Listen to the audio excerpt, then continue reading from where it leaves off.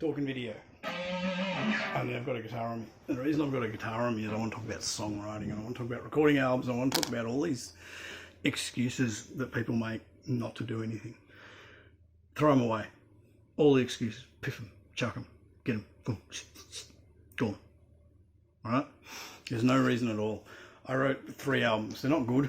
They didn't sell well. I only had 35 subscribers on my channel, but I did record 3 albums worth of material, all original songs.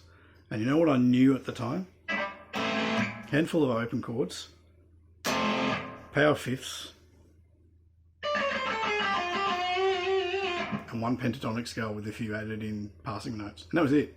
I wrote 3 albums, multiple genres. You know, I played folk, I played freaking country and western, I played freaking death metal, I played just all sorts of stuff. Tons of stuff. Did all the vocals, wrote all the lyrics, everything. And I recorded the best stuff, at least in my opinion, and maybe in other people's opinion. But nobody's heard the studio recordings, so sorry, the lighting. So it's just subjective anyway. But I think I did the best stuff recording at home with a basic recording setup, basic multi-track, because I was fully in control. I didn't have some engineer that I had to try and explain my vision to. I didn't have to go, I want this sound and try and explain a sound. Have you ever tried to explain a sound to somebody? My God, it's fucking hard. I want it more Chris Isaac-y. We ended up just coding it in reverb, which I guess is Chris Isaac-y in many ways. And it sounds alright, but I still haven't recorded a decent version of Misunderstood. I will one day. I mean, the one on Floyd Seep's more like Carlos friggin' Santana than anything else, but I digress. The main thing is not to hold yourself back. Don't hold yourself back thinking I'm not... That was terrible. I'm not the most technical guitarist in the world.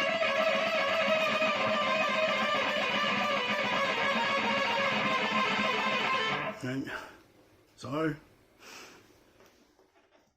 if you're impressed by that, don't be. That was terrible. It's just alternate picking and...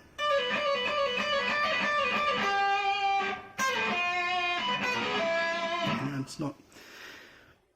That's not the important part of the music. The important part of music is putting all the bits together. Not sitting in videos playing really fast and impressing people and then speeding it up to impress them more by lying to them. It's about putting the bits together. Putting the guitar, the bass, the drums, the vocals, and making something that people can listen to as a whole. They're not going to be listening to you if that's not part of the song. They don't want to hear that. They want to hear a song that they can latch onto, that they can, you know, vibe with. And that's the thing I learned when I was recording music, is that it's not about being a virtuoso in any of the instruments, because all the instruments complement each other and serve each other. So if you do a decent bass line and you put a decent bit of guitar on top of that, and then you build a keyboard on top of that as well, there isn't really room to do your virtuoso stuff. It just doesn't work. And so a lot of the stuff I ended up toning it back to make it work. Because that just worked better. It made the songs better. You know, the songs went from meandering, wanky, to something that just had a basic repeated motive. You know? Now I might play that 50 times. I don't know. It could be anything.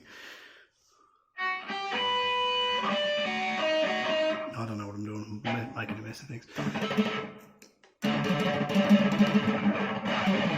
Sounds like Alien Death Ray.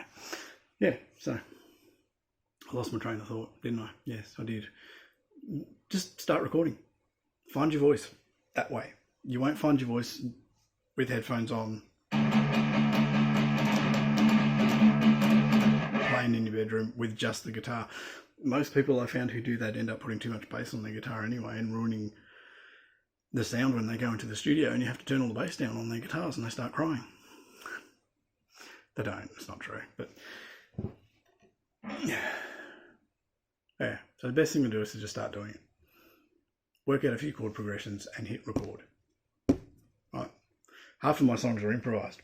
Half of them I just made up on the spot, and then I went back and then I had to learn them again and work out what the fuck I did so I could put a bass line to it. But it's fun. It's fun doing that, and you end up with interesting things. And then you might record a song more than once. I've recorded Misunderstood 3 times now, I think. Yeah, 3 times. I did the original version way back in a studio, and then I did it again in another studio as an acoustic version, but with a terrible lead solo on it. And then I did a full band version on the Freud Soup album. I don't like any of them really, but I think the Freud Soup album's probably it's the most cohesive of all of them. But vocally, the first one was probably the best. I was younger then, had a better voice. But you don't know these things until you start recording, and then you listen to it, and then you go, I'll fix that, and I'll fix that, and I'll fix that, and I'll fix that, and then you record it again, and then you improve. If you never hit the record button, you don't get to do that. You don't get to hear it back. You just hear it while you're playing it, and there's a difference to just sitting back and listening to it, and trying to listen to everything while you're concentrating playing and while you're concentrating and singing at the same time, if you're a vocalist as well as a guitarist. You know, the best thing you can do is record things. Just start. Don't be afraid of making mistakes. My albums are full of mistakes. I left them in there because it gives it a more organic feel anyway, because everything just sounds like actual natural instruments rather than Pro Tools and multiple editing and, you know, shit like that.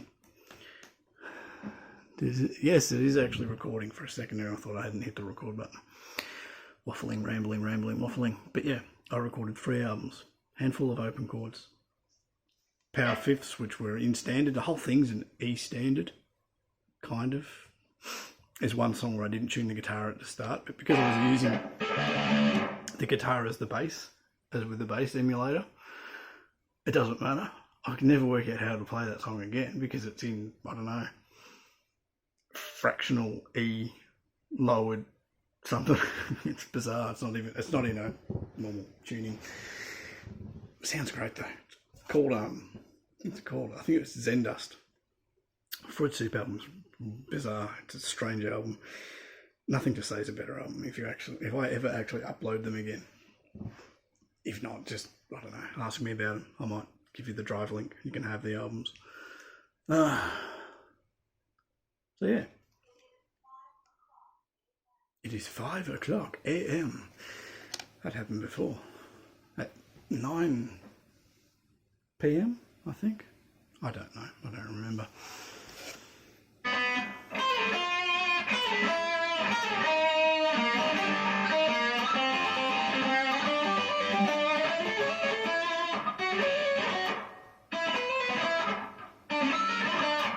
I haven't been out of practice. I'm pretty shitty. Anyway, that was just some noise. Just do it. Record. Hit the record button.